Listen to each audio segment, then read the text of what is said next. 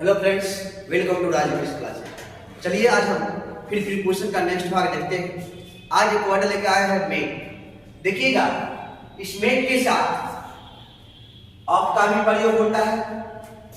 इस मेक के साथ ऑफ का प्रयोग होता है, मेक के साथ ऑफ का प्रयोग होता है, मेक के साथ फ्रॉम का प्रयोग होता है, इन का प्रयोग होता है, बाय का प्रयोग होता है और फॉर का प्रयोग होता है।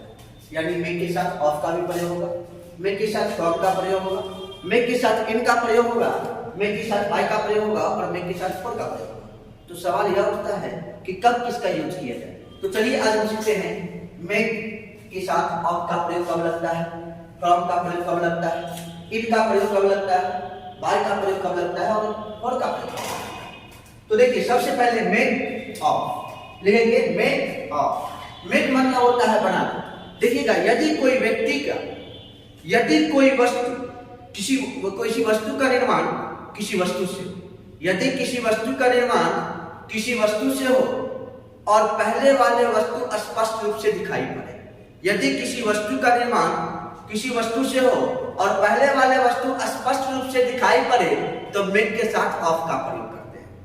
यदि किसी वस्तु का निर्माण किसी वस्तु से हो और पहले वाले वस्तु स्पष्ट रूप से दिखाई पड़े तो मेक के साथ ऑफ का प्रयोग करते हैं। जैसे देखिए, इस टेबल, ये टेबल लकड़ी के बना हुआ है लेकिन लकड़ी तो दिखाई पड़ रहा है। ये टेबल लकड़ी का बना हुआ लेकिन लकड़ी दिखाई पड़ रहा है, इसलिए मेक के साथ ऑफ का प्रयोग करेंगे। तो हम लिख सकते हैं this table is made of would, this table is made of would, this table is made of would, this table is made of would, this table is made of would, this table is made of would, this table is made of would, this table is made of would. यदि किसी वस्तु का निर्माण किसी वस्तु से हो और पुराने वाले वस्तु स्पष्ट रूप से दिखाई पड़े, यदि किसी वस्तु का निर्माण किसी वस्तु से हो और पुराने वाले वस्तु स्पष्ट रूप से दिखाई पड़े तो मेक के साथ ऑफ का प्रयोग करेंगे।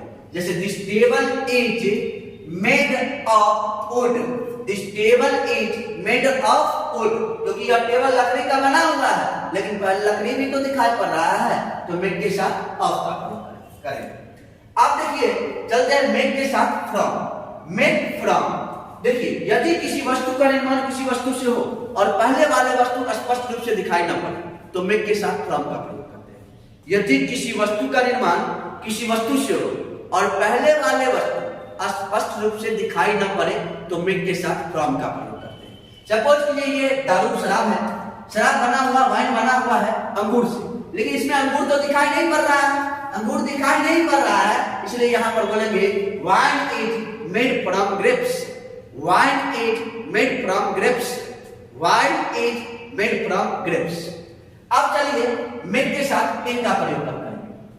मेक इन, देखिए, यदि किसी वस्तु का निर्माण किसी जगह पे हो, यदि किसी वस्तु का निर्माण किसी जगह पे हो तो उस जगह को दर्शाने के लिए मेक के साथ इन का प्रयोग करेंगे। जैसे this mobile is made in India, this mobile is made in China, this mobile is made in America.